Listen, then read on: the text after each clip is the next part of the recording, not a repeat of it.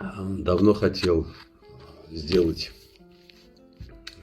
по поводу положения головы. Недавно сделал про плечо.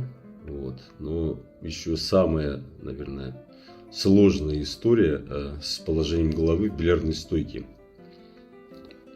Если мы посмотрим на типичного любителя, то мы увидим чаще всего вот такое.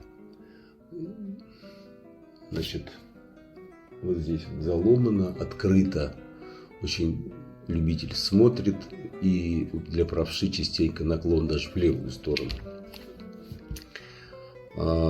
Чем это обусловлено? Я думаю, что